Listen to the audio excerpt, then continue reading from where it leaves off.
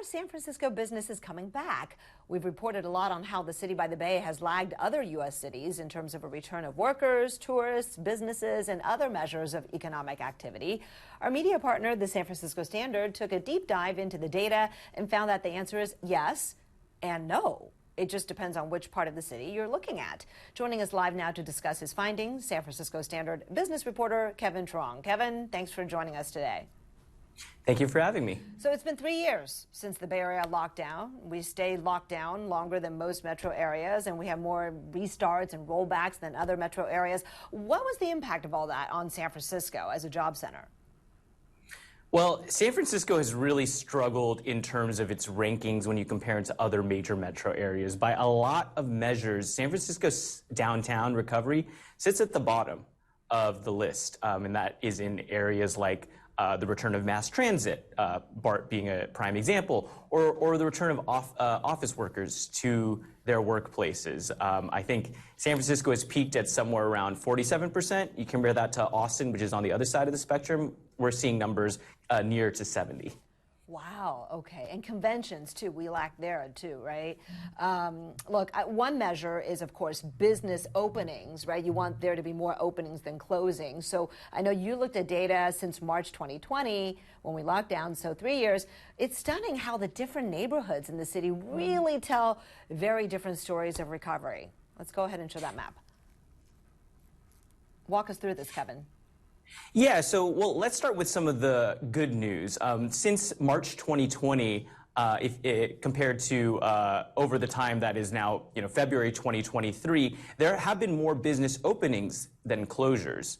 But if we look at the geographical spread, there's definitely a north-south split. So essentially, you have neighborhoods like North Beach, like downtown, so the financial district, SoMa, Chinatown, which have seen more closures than openings, whereas areas like Bernal Heights, like Glen Park, or even the Bayview have seen much more openings than closings. Yeah, let's keep this up. And again, green means more openings. Areas in red means, more closures. What explains why some of those areas like Financial District, Chinatown, South and Market have taken a bigger hit and are having a harder time coming back? Yeah, it all has to do really with foot traffic. A lot of the downtown neighborhoods were reliant on this ready supply of customers and office workers and people walking around that were brought in daily by their work.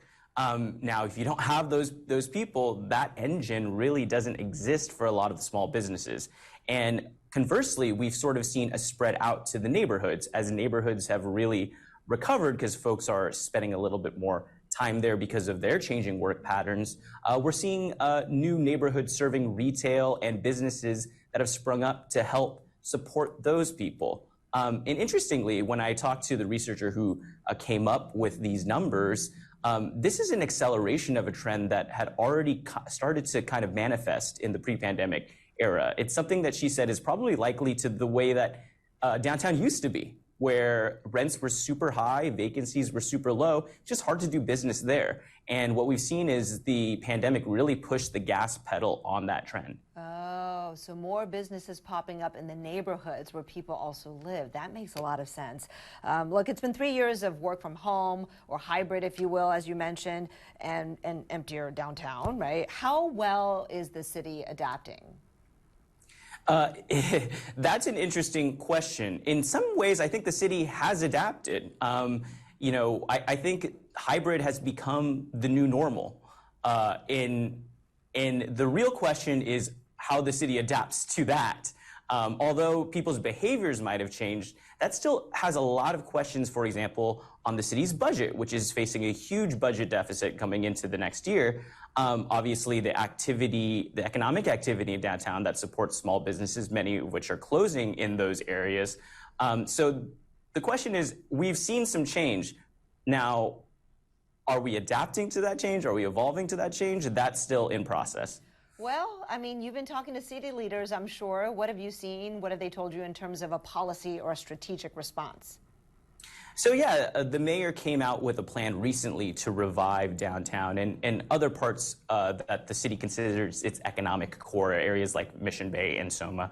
And there are many aspects to this. Some of it is talking about making it easier to convert office buildings into housing, making downtown a little bit more of a mixed-use 24/7 community rather than something that only works 9 to 5. There's some talk about changing the business tax structure to make it a little bit easier and lower the cost for businesses to work here. And then there's obviously some ideas around bringing pop-ups or artists to enliven and make more, create more vibrancy in some of the places that have really been lagging. Out-of-the-box thinking, but I guess out-of-the-box ideas are kind of what we need at this point. So Kevin Trong with the SF Standard, thank you so much. That's all the time we have. Appreciate the conversation. Thank you. You can check out Kevin's story and more of the San Francisco Standard's other original reporting on their website, sfstandard.com.